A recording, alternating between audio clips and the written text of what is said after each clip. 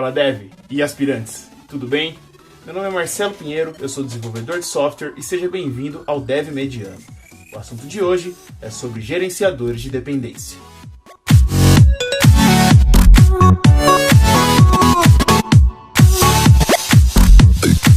Muito bem, então assim como no vídeo passado eu já expliquei, primeiro eu vou apresentar um problema sobre a ferramenta que eu vou apresentar no vídeo e depois eu apresento como ela resolve. E a terceira parte a gente coloca a mão na massa e faz um exemplo de como ela funciona, certo? Bom, o vídeo de hoje, como eu já disse, é sobre gerenciadores de dependência. Muito bem, então os mesmos desenvolvedores do vídeo passado, o João e o Pedro, estão trabalhando no seu projeto e ele é centralizado no repositório Git. Se você não conhece ou está curioso a respeito de Git, clica no card para ser direcionado para o último vídeo, cujo assunto foi esse. Muito bem, então uma das implementações que o João precisa fazer é modificar algumas datas, né? Então ele procurou na internet algumas bibliotecas que trabalhavam com data, certo? Encontrou uma que se encaixava com o problema dele e baixou essa biblioteca para o projeto. Depois que ele ter baixado, depois que ele implementou essa biblioteca no seu projeto, ele subiu o seu projeto para o repositório Git, certo? Só que não subiu o pacote, porque não é uma boa prática, o repositório dele ia ficar muito grande, muito pesado. Então ele subiu apenas o seu código-fonte. Muito bem, então quando o Pedro foi implementar uma outra tarefa que não tinha nada a ver com o que o João estava fazendo, ele baixou o código do repositório e ao tentar rodar o projeto, deu erro. Isso deu erro por quê? Porque o projeto não encontrou a biblioteca que o João havia instalado. Muito bem, então é um problema fácil de resolver. O Pedro foi até o João. João, qual é a biblioteca que você instalou para eu poder instalar aqui? E o João falou, então a biblioteca XYZ aí que eu instalei, baixa ela e instala também no seu ambiente de desenvolvimento e vai dar tudo certo. Então, Pedro foi lá, baixou a biblioteca e falou, bom, legal, agora eu vou rodar meu projeto e vai funcionar. E não funcionou de novo.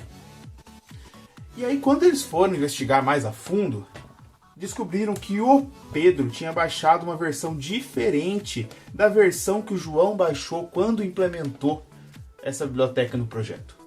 Então isso causou alguns problemas de implementação, porque a 2.0 ela era implementada de uma forma diferente que a 1.5 era implementada. Isso pode parecer um problema trivial, mas quando você começa a trabalhar com projetos maiores, que tem várias dependências, isso começa a ficar uma bola de neve e você perde muito em produtividade. E é aí que entram os gerenciadores de dependência, né? Como esses caras resolvem esse problema? Muito bem. Então, mesmo cenário, João e Pedro trabalhando. Mas o que o gerenciador de dependência faz? Ele acrescenta no seu projeto um arquivo que centraliza todas as dependências que o seu projeto vai usar. Então ele lista todos os pacotes, todas as bibliotecas que ele tem que baixar para que o seu projeto funcione.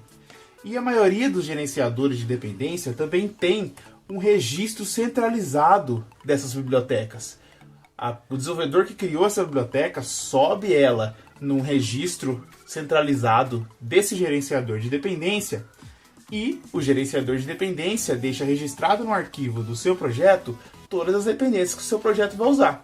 Dessa forma, ele sabe exatamente quais dependências ele tem que baixar para o projeto. E também esse arquivinho que tem vários nomes, depende muito do gerenciador de dependência que você está usando, ele sobe junto para o repositório. Então a pessoa que baixar o seu repositório, ela vai baixar também esse arquivinho, certo? Então quando ela rodar o comando do gerenciador de dependência para instalar todas as dependências, o gerenciador de dependência sabe exatamente quais pacotes ele tem que baixar e sabe exatamente também aonde encontrar, ou seja, no repositório central ou em qualquer outro repositório acrescentado no projeto. Muito bem, então vamos ver como isso funciona na prática? Bom pessoal, para essa demonstração aqui eu vou utilizar o NPM, que é o Node Package Manager, tá bom? Antes de mais nada eu quero agradecer o pessoal que me deu um feedback sobre o tamanho da fonte do último vídeo, tá bom? Foi um feedback muito valioso, então deu uma melhorada aqui, diminuí a resolução da tela, espero que esteja melhor. Legal, a primeira coisa que eu vou fazer vai ser criar um projeto com o NPM, tá bom? Geralmente, quando você for entrar no projeto, já vai estar criado, né? Mas é legal a gente passar por esse passo a passo para entender como que o NPM se comporta, certo? Então nós vamos criar um projetinho aqui, mcardir projeto. Nós vamos entrar no projeto e aqui nós vamos rodar um comando que se chama npm, que é o nosso gerenciador de dependências, init, ou seja, npm, eu quero começar um novo projeto aqui, certo? E aqui -y é só para ele passar e algumas perguntinhas mais específicas.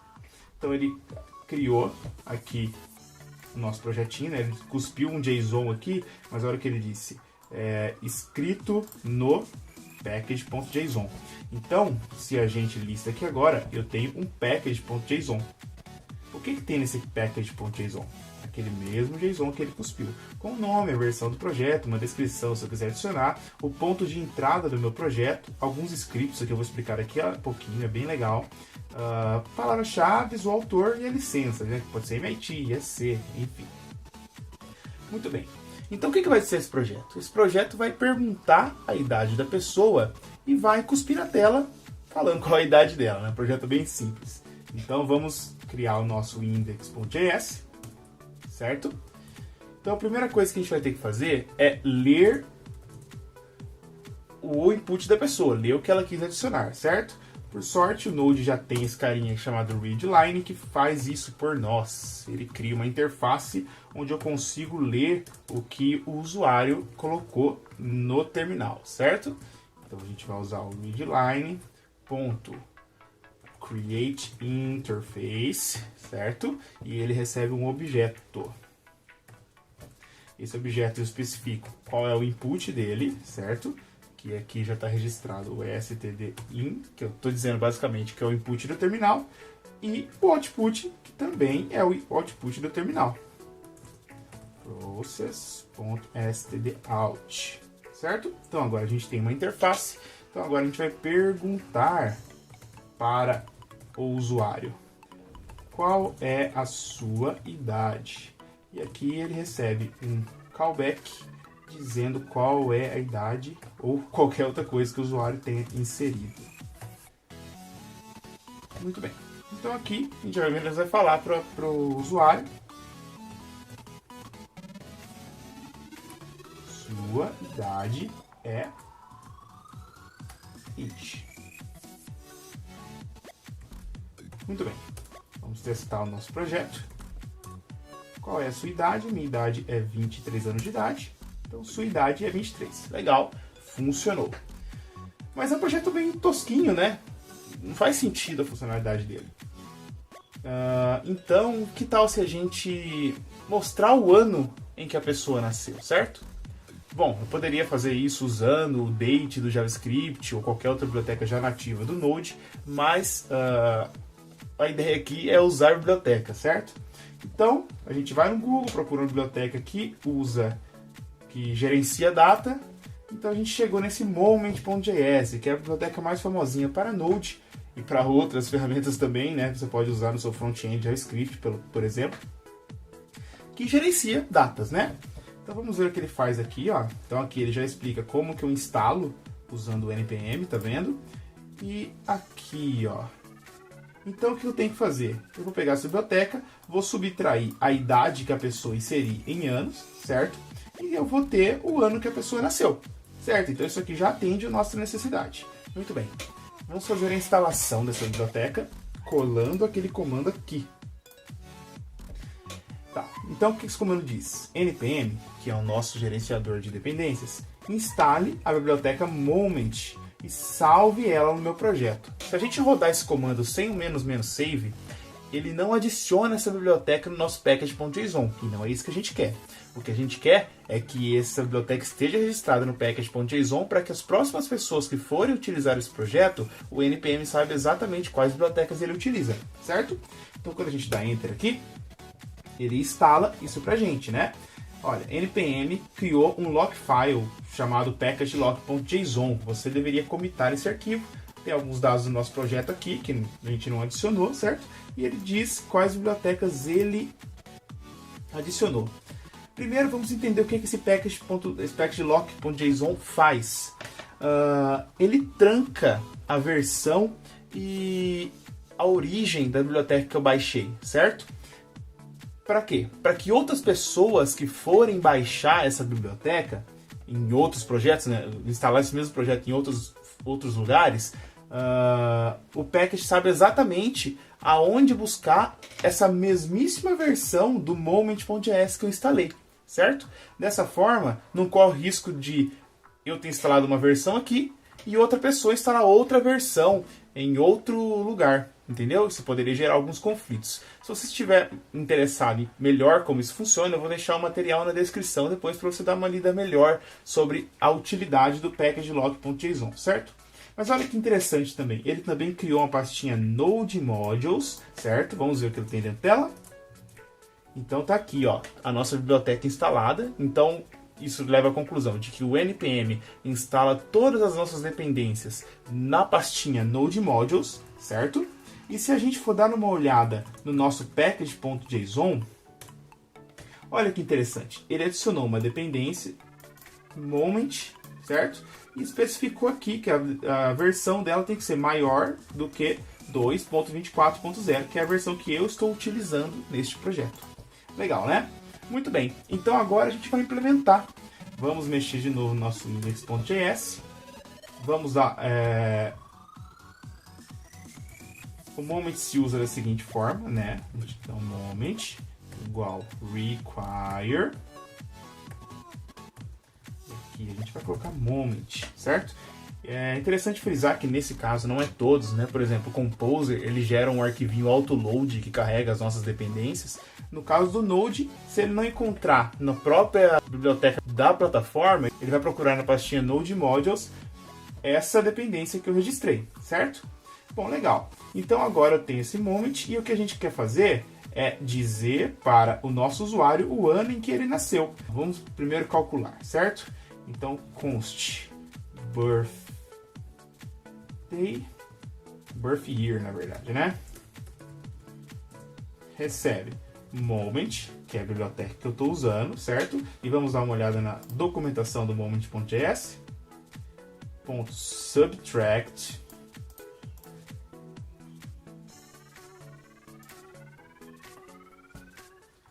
aqui eu tenho que passar um inteiro dizendo quanto eu quero subtrair, certo?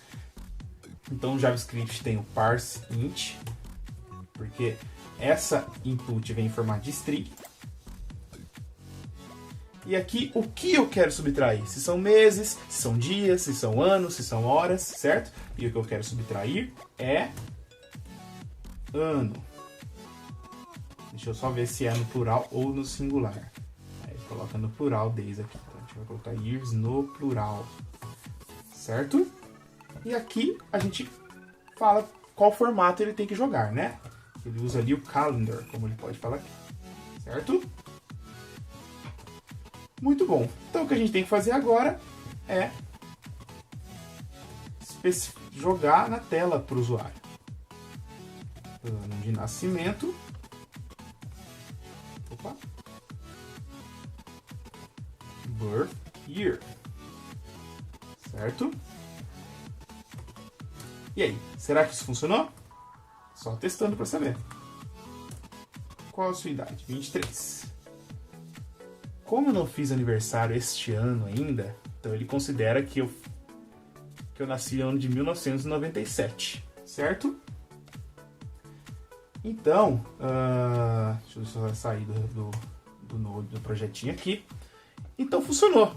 Não perfeitamente, né? O ideal seria eu perguntar se a pessoa fez aniversário esse ano ou não, certo? Mostrar apenas o ano e não a data completa dos anos atrás. Mas deu para entender como que o Node, como que o NPM, na verdade, administra as dependências, certo? Bom, muito bem. Agora que a gente já implementou a nossa biblioteca, a gente vai subir ela para um repositório Git, certo? Então a primeira coisa que eu tenho que fazer é especificar que esse projeto usa Git, que é o comando que a gente usa git init, ou seja, ele cria uma pastinha .git dentro do meu repositório e começa a rastrear os arquivos que eu adicionar ao Git, certo? Então, ó, Git, inicializou um repositório Git vazio nessa pasta que eu estou agora, .git, certo? Legal. Agora a gente vai comitar. Primeiro a gente tem que adicionar, né, os arquivos que a gente quer adicionar. Não adicione a pasta Node Modules no seu repositório. Geralmente ela fica muito grande, porque todas as bibliotecas que você usa como dependência do seu projeto vão estar nela, certo?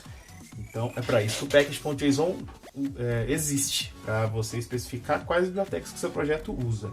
Existe um arquivinho que a gente chama .gitignore, ou seja, quais os arquivos ou diretórios que o Git deve ignorar na hora de adicionar, certo? Então vamos criar um arquivinho aqui, e aqui a gente especifica Node Modules, em uma barrinha para dizer que tudo que tem lá dentro também deve ser ignorado.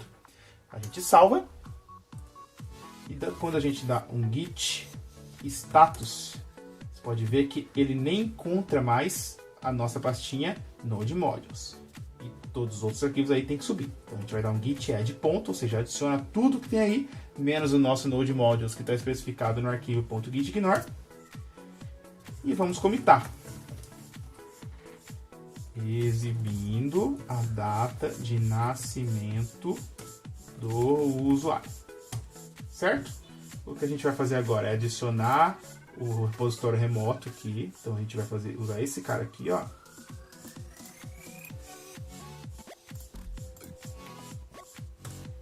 E agora a gente vai fazer o push. O primeiro push tem que ser com ou menos o origin master, porque ainda não existe nenhuma branch, nem a branch master existe lá ainda. Eu acabei de criar esse repositório, certo?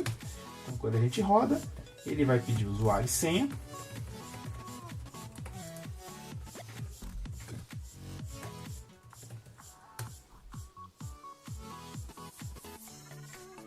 Legal, subiu. Se a gente for no repositório da F5 aqui, já temos esse repositório com os nossos arquivinhos aqui, certo? Então agora, vamos supor que outra pessoa vai baixar esse repositório agora e fazer alguma implementação, certo?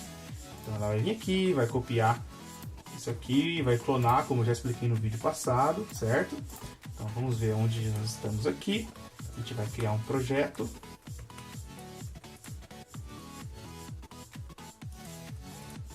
Certo? Aí tem um projetinho. Eu vou criar uma pastinha chamado Projeto 2. Não estou com muita criatividade hoje. Opa. Legal. E aqui eu vou clonar o meu repositório. Legal. Ele baixou a pastinha. E olha aqui. Estão todos os arquivinhos aqui. Então em tese vai funcionar, né? Node index.js. Opa! O Node não consegue encontrar o módulo moment, certo? Ou seja, não encontrei, vou dar erro. Então o que a gente vai fazer? npm, o nosso gerenciador de dependência, install, npm, instale todas as dependências. Ele instalar, certo? Se a gente listar novamente o diretório, olha aqui, ele criou a Node Modules, certo? E se a gente listar o que tem dentro da Node Modules, tá ali a nossa pastinha Moment. Então agora, se a gente rodar, funcionou. Certo? Então é assim que funciona o NPM. Bom, pessoal, esse foi um exemplo de como um gerenciador de dependências funciona, certo? Existem vários outros gerenciadores de dependência. Eu peguei o NPM como exemplo, mas você pode usar o Composer do PHP, tem o Maven ou o Gradle para Java, enfim, tem o Bundler para Ruby. Tem vários gerenciadores, mas geralmente eles funcionam muito parecidos com esse cara aqui, beleza? Bom, é isso. Vou deixar materiais para vocês se aprofundarem, certo? Vão estar os links na descrição. Me siga também no Instagram e no Twitter, vou deixar os links aqui embaixo. E se você gostou do vídeo, se inscreve, dê um joinha aí, clica no sininho para você receber notificação sempre que enviarmos novos materiais, tá bom? Muito obrigado!